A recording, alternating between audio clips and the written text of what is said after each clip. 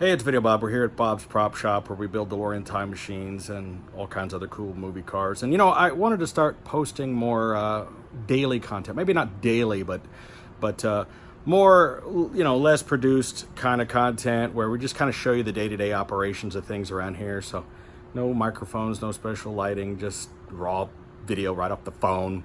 So we're building our 29th Delorean time machine. We've built, that's right, 28 of these so far since started in 2004, but we opened the shop in 2010, and we've bought the entire building now, and we've made a lot of cars over the years. Half a dozen Night Riders and half a dozen Bluesmobiles, a couple of Ectos, a couple of A-Team vans, Jurassic Park, all kinds of stuff. And we did that partially on our television show Screen Machines, which aired on the Reels channel and also plays around the world on the Discovery Channel. And something I regret about the television show is we didn't get a chance to really show the inner workings of how we build things and how things are done. And for a long time, I kept a lot of that stuff secret just because, well, it's like a trade secret. I didn't want everybody copying my methods, But at this point, I think that we've got things perfected in a way that it's really all about straight up elbow grease and doing it. And it's not about any kind of secrecy. And people really can't replicate kind of the things that we do just because of the way they're done. Anyway, I'm going to flip the camera around and I'm going to show you what we've done to this car in just the last week and what we're doing and how time machines get made. All right, right now we're looking at the back of the car. It's quite a mess. I mean, you're going to see tools, you're going to see zip ties, you're going to see stuff being made here. And I'll just point out some of the things that we have on the back of the car. So what we have to do is first we have to cut out these windows. Normally there would be a window here. There'd be louvers on the top. We take the louvers off in the engine cover. We cut out this rear window. And you can see on the other side, what we do is we replace that window with metal and then we insulate it. So there's actually some angled channel, and it's done in a way that it's pretty waterproof. I mean, we haven't had any leaking. We have a nice rubber gasket that we also put in there. We seal it in, get it all caulked in, and it's fairly waterproof. I mean, nothing about a DeLorean is really waterproof because of the nature of these doors. I mean, they're basically T-top doors, and it's hard to keep them from leaking in hard rain. But we do a pretty good job. And plus, these cars usually aren't going to sit outside anyway. So on the original car, it had the same part, which was an aircraft part, but the real part was made of aircraft aluminum, and they're really impossible to get. So we got a hold of one, and we made a really detailed mold of this thing, and we make a resin casting of it, and it's hand detailed, and we kind of do what they call like a wash on it to add some weathering. My guy Omar does that. He's got to be really proficient at aging these things and making them look vintage. Then over here, this would normally be a silicone hose, which was part of an exhaust vent of an old helicopter. And since those are impossible to get from the 60s, we, make that out of resin, and it's hand painted and texturized to look real. These actually are the real thing. These are, they're metal, they're aluminum, and we could still get these, although they're very expensive, but they're from 1954. The boxes they come in are new old stock from 1954. It's really interesting. We attach these. These are for the hoses that go here. And this clamp is genuine. I'll get you a good close-up of that clamp. And then this tube, this crossover high-pressure fitting, is actually a resin replica. It looks so real. Even that tape, the tape is not real. That's actually resin. I'll get as close to that as I can. And this is actually a plastic casting because this hose is impossible to get, so we make it out of plastic. We hand paint it.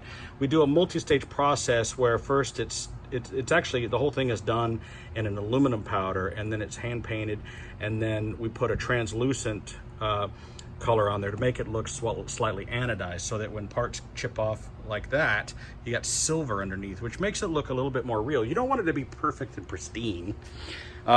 These boxes here are molded off of the original boxes that are on the A car at the Peterson Museum. After the A car restoration, we helped out a few things with that car, And the guys that were doing it, they took the original boxes, which were made out of carved poplar wood, and they had to be remanufactured, remolded, and we got direct castings of those boxes, which have been again refinished and then remolded again. So basically the boxes that we use on the top of the car and on the front are exactly the same as the ones that are on the 8-car screen used car at the Peterson.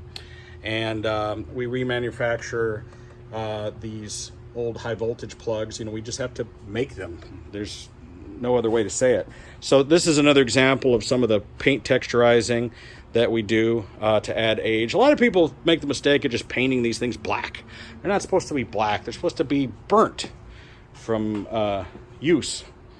Here's another example of things that we recreate. Like these were original a deep drawn enclosure, which were made of aluminum. But these are actually made out of fiberglass, and it's a pretty involved process the way they're made, because they're really detailed, but they look truly like metal when we're finished with them. Whereas these really are metal. These are turned aluminum rod that has been powder coated. This is another one of those aluminum boxes, but it looks completely genuine. So this car is, you know, in its very early stages. We're getting ready to start building the bands, and these are just there for the purpose of, this is just a kind of a mock-up, and then this will all be redone again. And we're just getting to the point where we start tearing into the interior. This particular car is a turbo, which is a pretty rare thing. This turbo gauge is probably going to go away. It's already away. It's already disconnected. Looks like we've already got the plutonium gauges in. Right now we're just working on this interior, you know, getting it figured out where all the parts are going to go. Everything has to be custom fit. It would be very difficult to make this as a kit, you know, because everything has to be tweaked a little bit. No two of these cars are the same. Here's something that we manufacture completely from scratch. I mean, we have this metal cut out, bent, anodized, painted. We make these, we buy the relays, but everything's wired up. Just like that piece back there, which is originally like a blower motor, is completely 100% made by us. We make all of the different components of it in plastic and assemble it and paint it ourselves. So basically, like the tops of those things, I've shown it in other videos, but like you have to go through with a little tiny file and file each one of those. It's a pain in the butt. And then we're just starting to get going on the wiring on the car. This is some of the wiring that we do. Here's one of those boxes that we mentioned before. These are getting ready for mounting, and so what we'll do is we actually route these wires through here, which there's going to be LED that runs all the way through. So again, this is just getting mocked up and getting ready for the bands that we put on. I think doing the bands is one of the hardest things that we do, or that is done on the car. It's just my opinion. Some of this other stuff is really easy to do. This right here I got from my good buddy Danny. Normally we make these ourselves, but I've had to order them from him just in a crunch, and he does a good job at them. But these are basically custom made for us, and this is going to be part of the upper console, and we just got them sitting out. This is a book that we use as a reference for, you know, when we're building the car. Like this is a picture of the A car at the Peterson Museum, or actually this is probably when it was still at Universal. But anyway, this is the box, and it's just like the one that we put on the car, you know. So, you know, you can see that it's the same. And we use this thing as a reference. So we'll look at like the way the wires are set up here. We'll look at screenshots. We'll also look at this page got dirty. Let's see what's going on. Let me see what's on this one. So like we'll take a look at this and we'll say, okay, there's supposed to be a tape here. There's supposed to be this color wire here. And this is the thing, you know, this is how we do it. We basically have lots and lots of pictures of every square inch of this car. Like this picture was before the restoration. I was sitting in the actual driver's seat of the screen used A car while it was on the back lot of Universal, and I took this picture of these and then went out and found them, and now we make them. But so here's the dash now that it's been restored while it's at the Peterson Museum. All right, this is a perfect example right here. So like this is a picture of the screen used A car at when it was at Universal, or maybe at the Peterson, where it's at the Peterson now. Anyway, this is the front dash. It's a good picture of the glove compartment through the window, and we'll use that as a reference. And so then when we're wiring this, we know exactly what type of wire, what type of thickness, what type of terminal, and you'll see it's exactly everything the same.